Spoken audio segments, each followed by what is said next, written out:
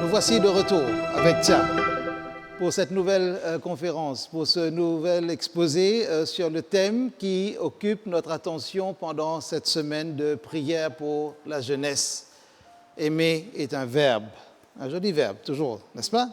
Alors aujourd'hui, nous allons avec Tia aborder le thème suivant. Aimer, c'est adorer. Et ce thème est inspiré par un verset qui se trouve dans l'évangile de Jean, chapitre 4, verset 23, et qui vient de la bouche de Jésus lui-même. Dans une récente publicité télévisée, on voyait un jeune homme déchiré entre l'idée d'aller de l'avant ou non avec un mariage arrangé.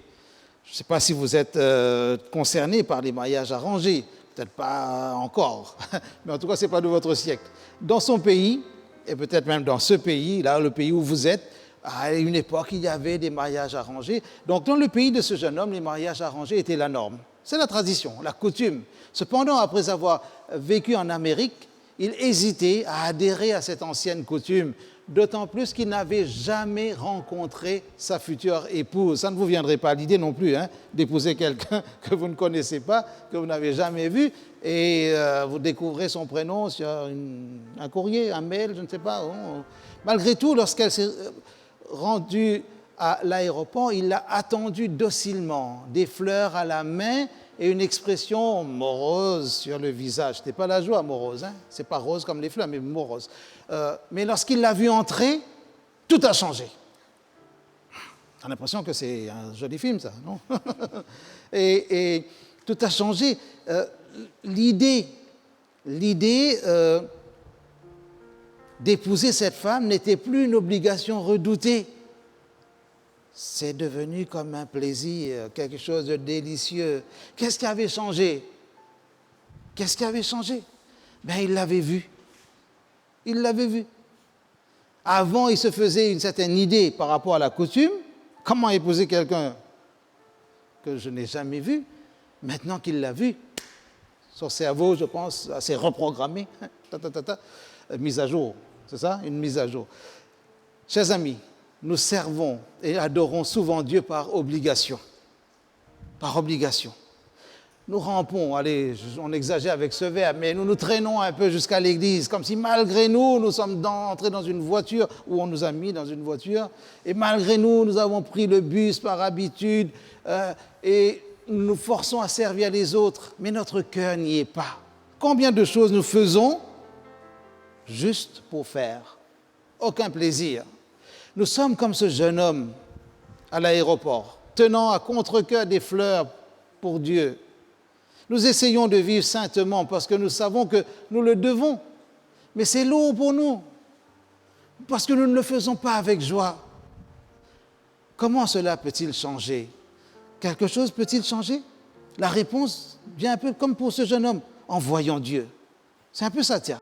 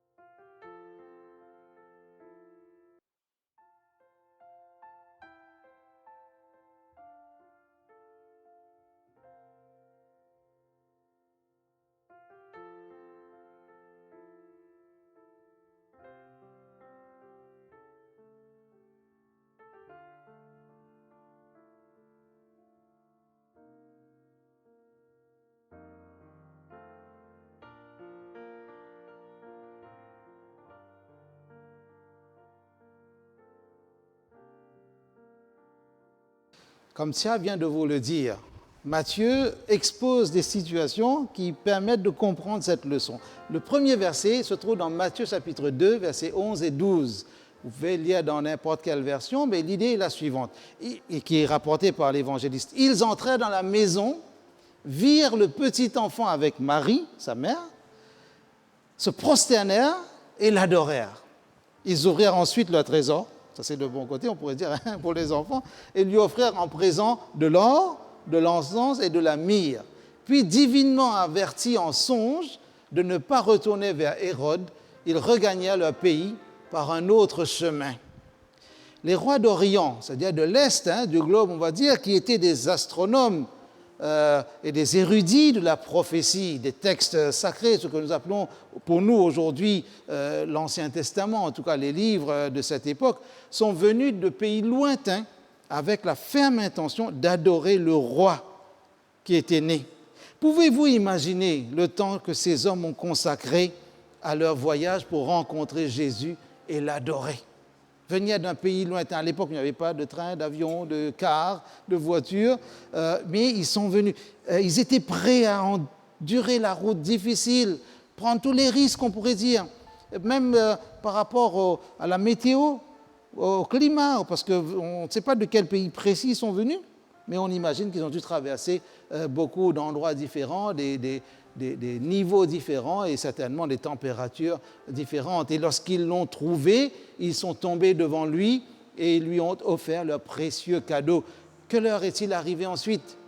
L'histoire raconte qu'après avoir adoré le Seigneur, divinement averti en songe de ne pas retourner vers Hérode, le roi qui avait de mauvaises intentions, ils regagnèrent leur pays par un autre chemin. Mes amis, sans vouloir essayer d'ajouter quoi que ce soit de plus à ce passage de la Bible sur cet acte d'adoration, nous pouvons dire que tous ceux qui adorent vraiment le Seigneur retourneront chez eux par un autre chemin.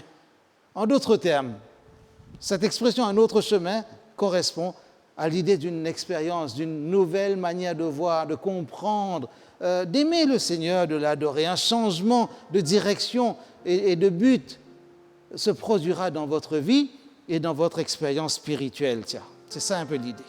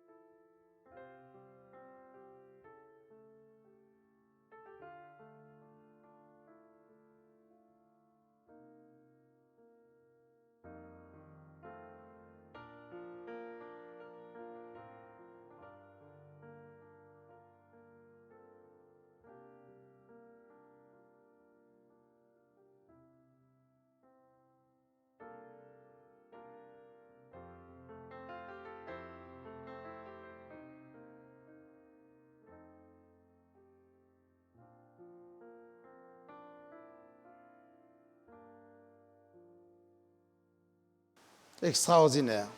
Vous avez bien retenu ce que Tia vient de dire? Oui, chers amis, lorsque nous sommes témoins de la puissance de Dieu et que nous l'adorons, la peur et l'insécurité qui menacent de couler nos vies disparaissent.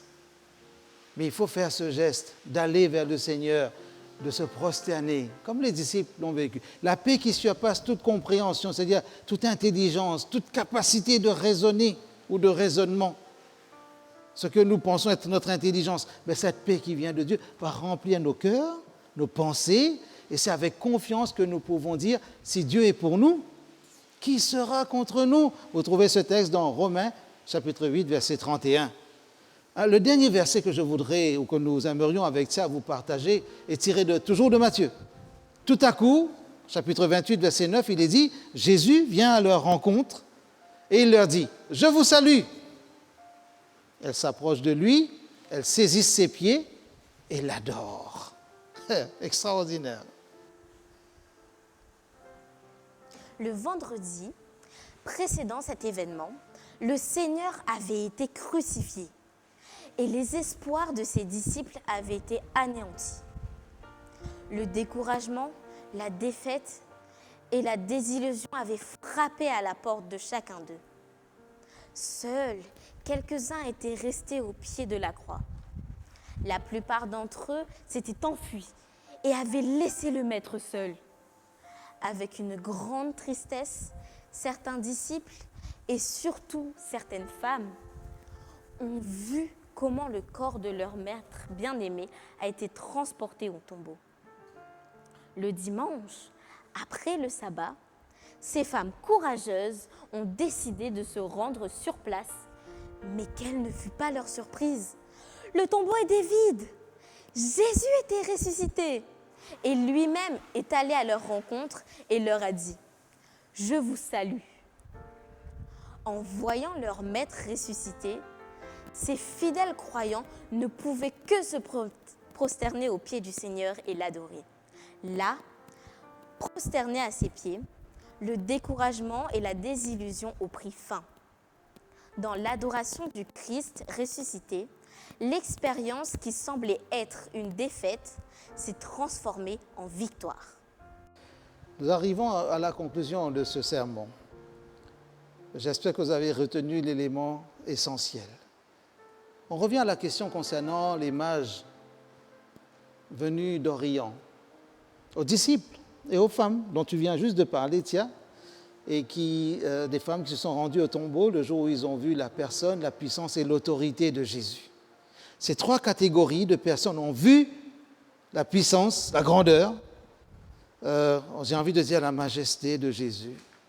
Il y a des mots que nous employons, peut-être nous ne comprenons pas toute leur signification, mais retenons l'essentiel de ce qui est dit ici.